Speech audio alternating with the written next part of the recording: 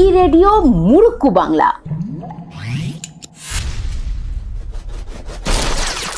শুধুমাত্র রেডিও তুতো বাঙালিদের জন্য ই রেডিও মুরুক্কু বাংলা। নমস্কার, আমি আরজি কৃষ্ণকলি, আর আপনারা শুনছেন ই রেডিও মুরুক্কু বাংলা। আজ 25শে ডিসেম্বর, বড়দিন। তাই আজ আপনাদের জন্য ই রেডিও মুরুক্কু বাংলা নিবেদন করছে এক বিশেষ অনুষ্ঠানের, যে অনুষ্ঠানের নাম ঈশ্বর অথবা ঈশ্বরের বরপুত্র মারাদোনা। শুনুন আজকের নিবেদন। সবুজ ঘাসের ওপর দিয়ে দৌড়ে যাচ্ছে একজোড়া পা, যদিও একজোড়া, কিন্তু চোখ টানছে ওই বাঁ পাটাই বেশি। দৌড়াচ্ছেন তিনি, এক একটা মোচড়ে ছিটকে যাচ্ছে দারিদ্র্যের প্রতি অপমান, ফাঁপা হায়ারার্কি, প্রথম বিশ্বের দম্ভ, আর কেঁপে কেঁপে উঠছে ভীরু মধ্যবিত্ত ডিফেন্স। কিসের ডিফেন্স? কেন ডিফেন্স? লড়াই করো, লড়াই করো, লড়াই করো, লড়াই, যত দিন না বিজয়ী হও। এই মন্ত্র বুকে নিয়েই তিনি ভেঙে দিচ্ছেন যাবতীয় প্রথাগত ভাবনা চিন্তা। অবশেষে একটা জ্বলন্ত কবিতার মতো নিখুঁত শট এবং গোল।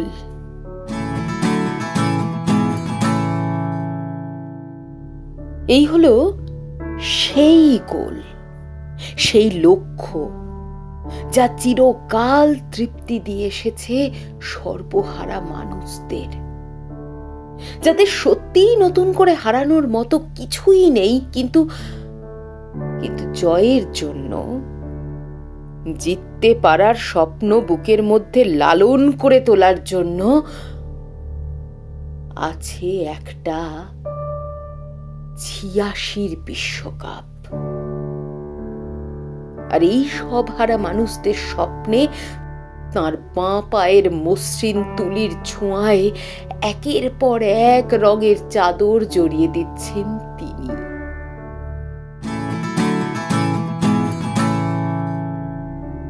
হ্যাঁ, তিনি তাই ঈশ্বর।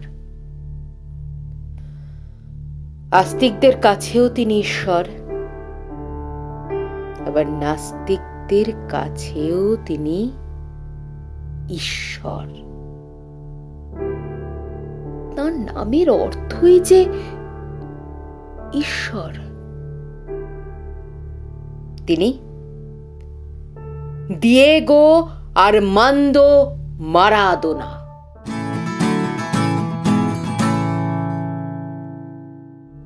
শক্তি চট্টোপাধ্যায় লিখেছিলেন,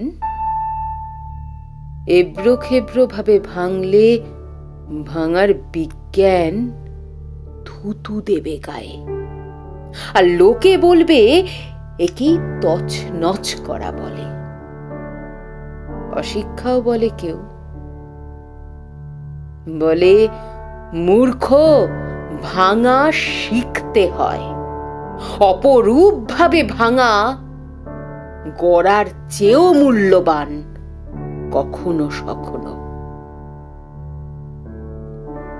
পড়লে মনে হয় এই পদ্যছত্র মারাদোনার উদ্দেশ্যেই যেন লেখা হয়েছিল, কারণ তিনি আমাদের অপরূপ ভাবে ভাঙতে শেখাচ্ছেন আজও।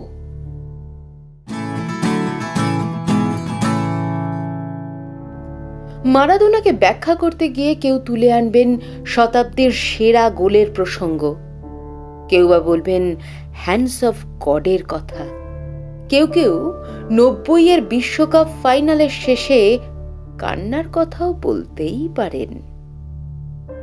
আবার অনেকে হয়তো বলে বসবেন 94 সেই ডোপ টেস্ট প্রসঙ্গ। কিন্তু কেউ নিশ্চয়ই মনে রাখবেন না 90 বিশ্বকাপে ব্রাজিলকে হারানোর পর কারেকার সাথে জার্সি বদলের কথা। যদিও মনে রাখা উচিত, কারণ আগের উদাহরণগুলোর সঙ্গে জুড়ে আছে নিছকই কিছু ফুটবলীয় সম্পর্ক, আর শেষ বিষয়টায় জড়িয়ে আছে এক আবেগ ঘন হৃদয়। আর মারাদোনাকে ব্যাখ্যা করতে গেলে শেষ পর্যন্ত হাতে থাকে ওই আবেগটাই, নির্ভেজাল, স্বচ্ছ, টলটলে আবেগ। ধুর, আবেগ ছাড়া আবার মারাদোনা হয় নাকি? আর তাই তিনি যখন বল পায়ে দৌড়াতেন, তখন তিনি একা দৌড়াতেন না, বরং তার মাথার চারপাশে অদৃশ্য জ্যোতির্বলয়ের মতো ঘুরে বেড়াতো তার ফেলে আসা বস্তি জীবনের যন্ত্রণা, অপমান, আর তার থেকে তৈরি হওয়া একটা একবজ্ঞার রাগ। হ্যাঁ, তিনি চিরকাল তার ছোটবেলার যন্ত্রণাময় পরিবেশ নিয়ে গর্বিত ছিলেন, কখনো ভুলে যাননি তার শিকড়কে। তাই আজীবন তিনি দৌড়ে গেছেন সাধারণ মানুষের পাশে দাঁড়ানোর জন্য, তা সে উইথ দ্য বল হোক অথবা উইদাউট বল। আর এই জন্যই বারবার নিছক ফুটবলার সত্তা ছাপিয়ে গিয়ে তার মধ্যে ফুটে উঠেছে এক বিদ্রোহী সত্তা।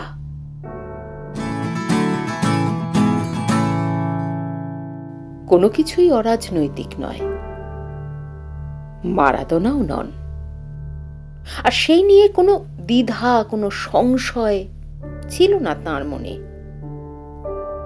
বরং প্রকাশ্যে স্পষ্টতই তিনি জানিয়েছেন তার মতামত। কখনো তিনি হাতে চে গুয়েভারার ট্যাটু করিয়েছেন, কখনো বা ফিদেল কাস্ত্রোকে তাঁর দ্বিতীয় পিতা হিসেবে অভিহিত করেছেন, কখনো আবার হিউগো স্যাভেজের মৃত্যুতে প্রকাশ্যেই শোকে মুহ্যমান হয়ে পড়েছেন। এমনকি প্যালেস্তাইনের সমর্থনেও তিনি বারবার সরব হয়েছেন। তিনি মানসিকভাবে কখনোই ছেড়ে আসেননি তার নিজের ফেলে আসা স্থান, কাল, অবস্থা। আর সেই অলংকার এবং অহংকারী তাকে প্রতিবাদে মুখর হতে বাধ্য করেছে। যখনই কোথাও কোনো অত্যাচারের খবর পেয়েছেন, তখনই তাই তিনি সমাজের চাপিয়ে দেওয়া স্ট্যাটাসের বর্ম ছুঁড়ে ফেলে খালি হাতে লড়াইয়ের ময়দানে নেমে পড়েছেন।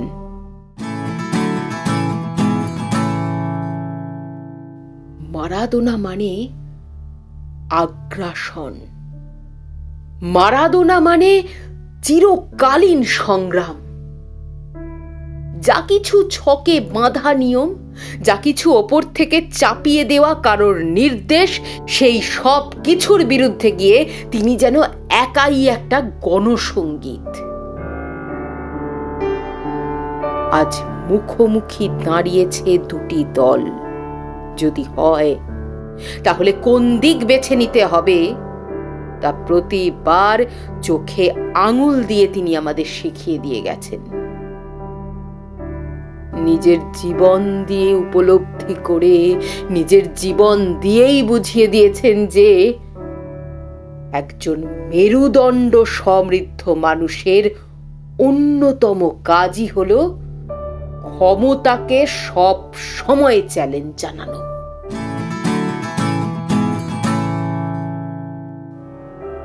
মানুষ নিজেকে কোনো একটা বৃত্তের সর্বোচ্চ বিন্দুতে দেখতে চাইলে যে শুধুমাত্র নিজের দক্ষতায় শান দেয় তাই নয়, ছোট বড় অনেক বিষয়ে অ্যাডজাস্ট করে বা করতে বাধ্য হয়, যা পরোক্ষে কম্প্রোমাইজেরই অন্য পিঠ। কিন্তু তিনি সে বান্দা কখনোই ছিলেন না। সেটা 1986 বিশ্বকাপ। মারাদোনা তখনও মারাদোনা হয়ে ওঠেননি। ফিফা নিয়ম করল মেক্সিকোর কাঠফাটা রোদ্দুরে ফুটবলারদের খেলতে হবে, কারণ তাহলেই একমাত্র মোটামুটি একটা ঠিকঠাক সময়ে খেলা সম্প্রচার করা যাবে। সোজা কথায় টিভির দর্শকদের কথা ভেবে বা আরো স্পষ্ট করে বললে বিজ্ঞাপন সংস্থাদের কথা মাথায় রেখে ব্রডকাস্টিং সংস্থার আর্থিক লাভের জন্য বিশ্বকাপের মতো একটা সবচেয়ে বড় টুর্নামেন্টে খেলোয়াড়দের রোদের মধ্যে খেলতে বাধ্য করল ফিফা।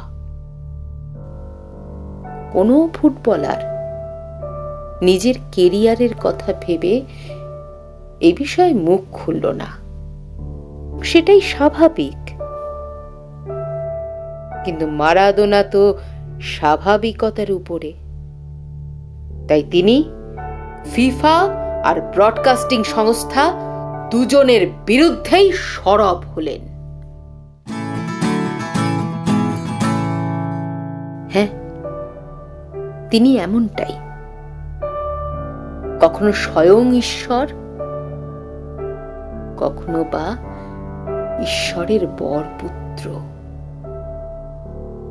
তাই তো তিনি ফুলের সাথে কাঁটা নিয়েও পথ চলতে পেরেছেন। পারতেই হবে যে মারাদোনা 1986-তে রাজার মুকুট পরে মাঠ ছেড়েছেন, সেই মারাদোনাই আবার 1994-এ কাঁটার মুকুট পরেও মাঠ ছেড়েছেন।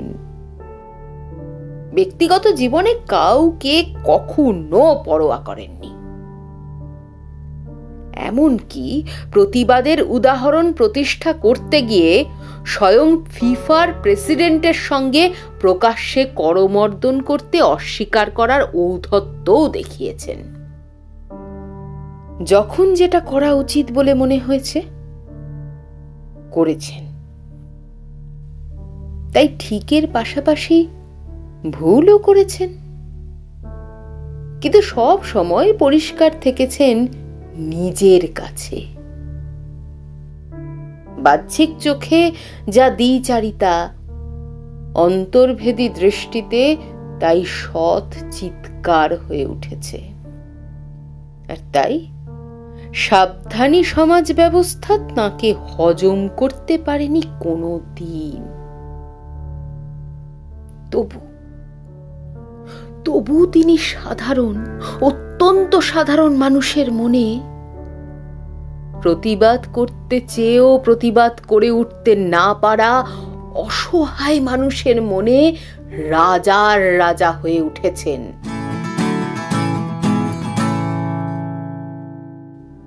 হৃদয় আসলে বাঁ দিকেই অবস্থান করে,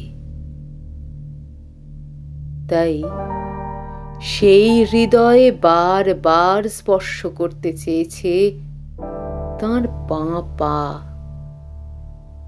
যতদিন এই সভ্যতা থাকবে আর তার পাশাপাশি অসভ্যতাও থাকবে, ততদিন সাধারণ মানুষের মনের মধ্যে দিন রাত ড্রিবল করে যাবেন মারাদোনা। মারাদোনার কখনোই সঠিক মূল্যায়ন হয়নি।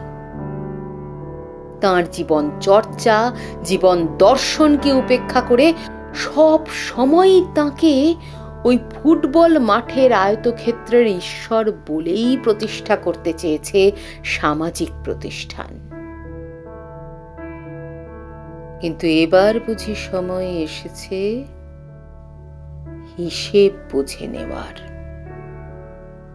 একটা বৃত্ত অতিক্রম করে আজ তিনি যখন অন্য কক্ষপথে ভ্রমণ করছেন,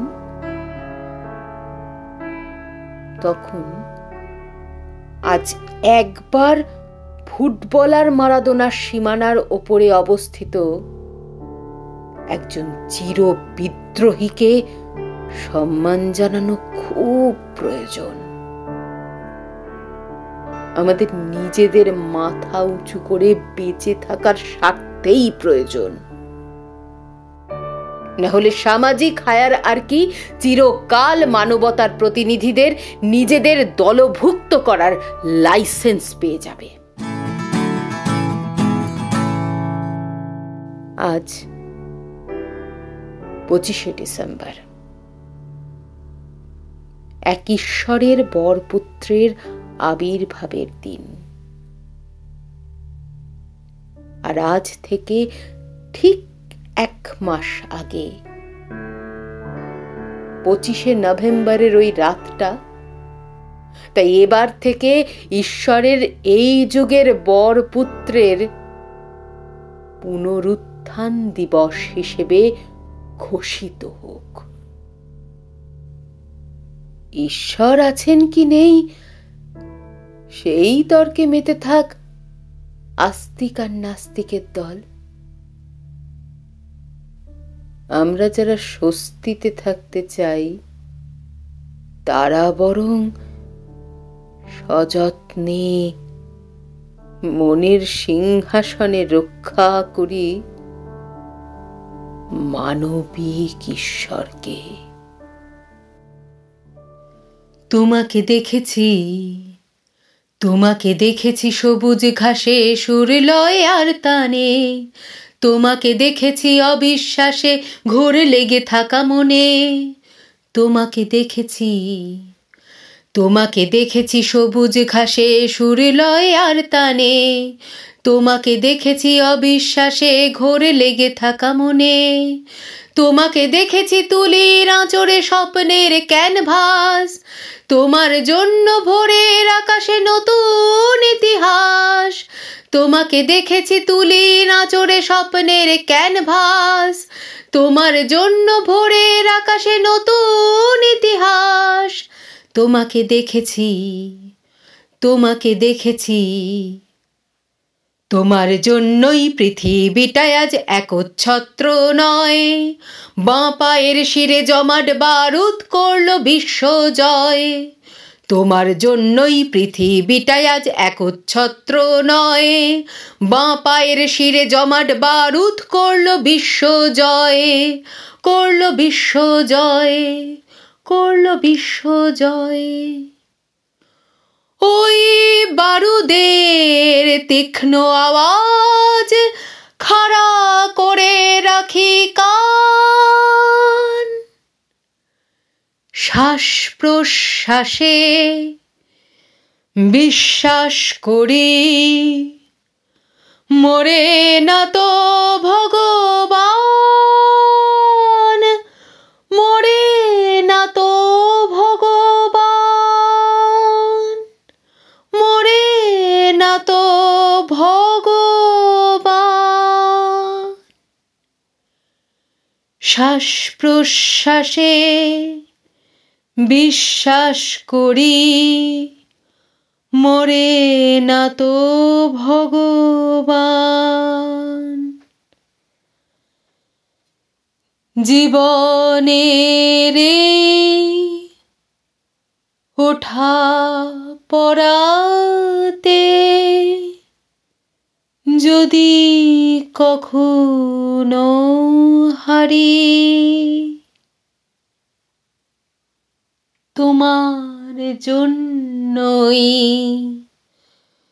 তোমার জন্যই আরো একবার জন্ম নিতে পারি